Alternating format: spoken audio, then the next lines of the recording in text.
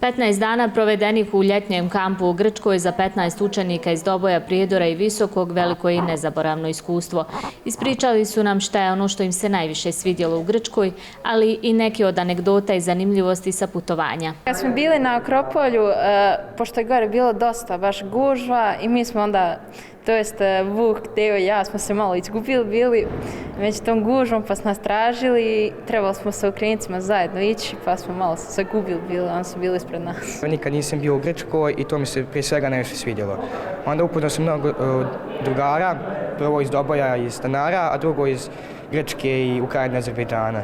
Bili su svakakve aktivnosti u kampu od sportova do drame, crtanja, čak i pjevanja, a najviše mi se svidjelo kada smo imali priliku svi da predstavimo svoju zemlju i stvarno nauči se nešto o drugim kulturama, ali dobijemo priliku da pokažemo njima kakva je naša kultura. Troškove boravka i smještaja na dvonedeljnom kampu u Grčkoj snosila je ambasada Grčke u BiH, a prevoz Ministarstvo rada i boračko-invalidske zaštite Republike Srpske.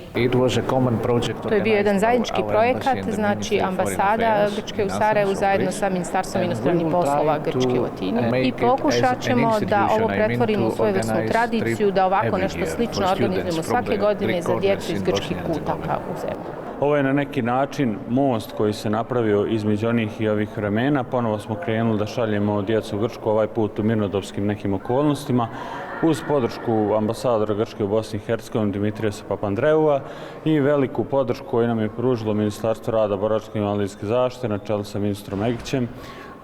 Ono što mogu da kažem je da su djeca puna utisaka i da je ovo stvarno nešto što će pamtiti čitav život i nešto što će otvoriti novo poglavlje u odnosima naša dva naroda. U pratnji djece bili su i profesori, a jedna od njih je profesorka engleskog jezika iz Prijedora Jelena Ivić, koja je sa nama podijelila svoje utiske sa boravka u Grčkoj. Sa takvom ekipom koleginica i takvom djecom ja bih išla i na kraj svijeta, vjerujte mi. I da ne ponavljam stalno, od kad sam došla, govorim jednu jedinu rečenicu, bilo je kao u raju. Uz podršku ambasade Grčke u BiH u Doboju je osnovan prvi grčki kutak u Republici Srpskoj, koji se nalazi u ekonomskoj školi. Nakon toga su osnivani i ostali kuci. Mi sad imamo 9 kutaka u cijeloj Bosni i Hercegovini, tako da zaista je veliko zadovoljstvo danas o tome i pričati. Od 31. jula do 14. avgusta 15 učenika iz Doboja, Prijedora i Visokog uzrasta od 12 do 15 godina boravili su u ljetnjem kampu Agios Andreas u Grčkoj.